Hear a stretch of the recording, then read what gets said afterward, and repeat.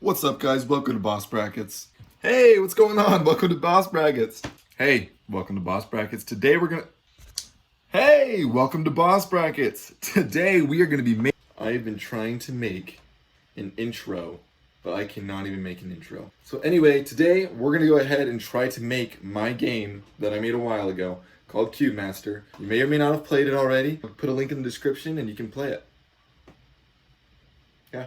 So I'm actually not going to be showing you exactly every step that I did to make it, but I will be showing you the steps that I went through to make it. Did that make any sense? I don't even think that made any sense. Does that make sense? So yeah, I'll basically just show you like each phase that I went through to make the game. Let's play it.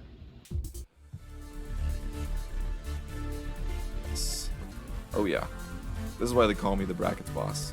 Because I am just amazing at this game.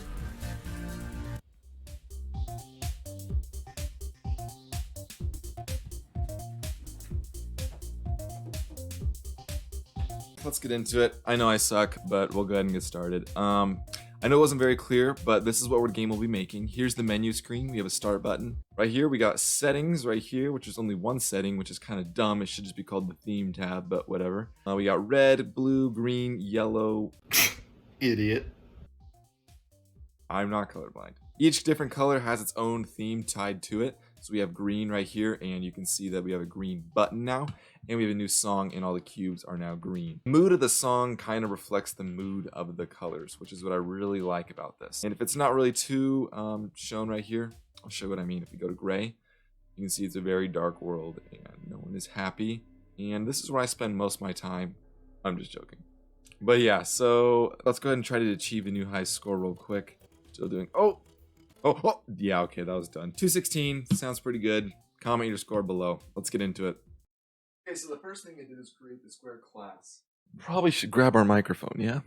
Probably a good idea. Just get that all lined up there.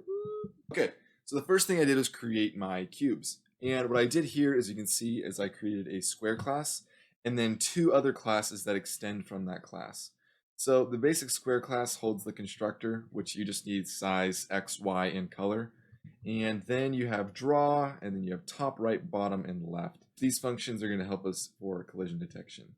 And then I made another cube class, which extends from square, which defines the class of the cubes that are actually falling from the sky.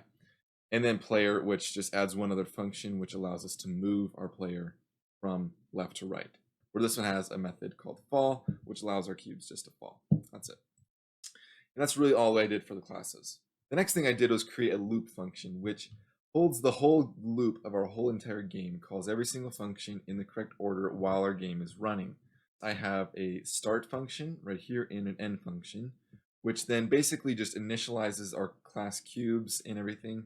And at the end of the function, it clears that array, resets the score and displays the score, things like that. We also here in our loop, we also have a switch which gets our selected theme that our user chooses, which they are defined in this other file called variables. We have two event listeners in here, a key down and key up, which allows for movement.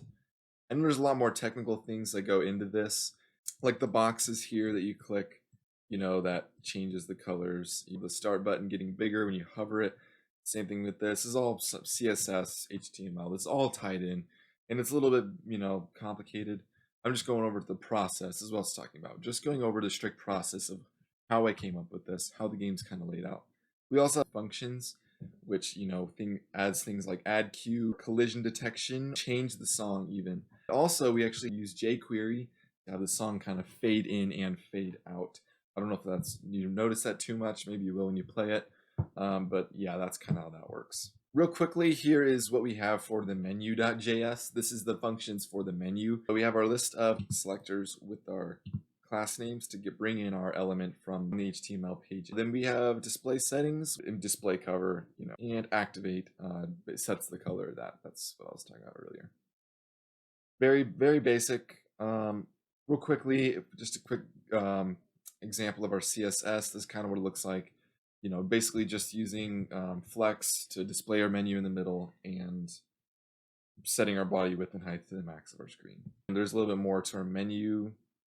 What else saying, hovering, buttons, things like that, positionings.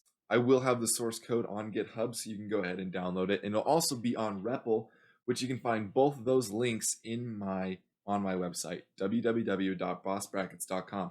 Make sure you go ahead and check that out. You can see all the links. You can subscribe and follow and download the source code and play around with it yourself.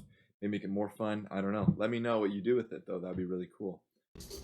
Alright guys, that's about all I have today. I really hope you enjoyed it. I hope it give you kind of a understanding of what I did to make that game. Make sure you check it out, play it, let me know you get your high score. That would be so fun to see. Thank you so much. Make sure you smash that subscribe button down at the bottom so you don't miss out on any future content. Also, if you want to give this a like, that would be greatly appreciated. And make sure you comment down below. Any questions, anything, just ask. It's not that hard. Awesome. Thank you guys so much for watching. I will see you guys in the next video.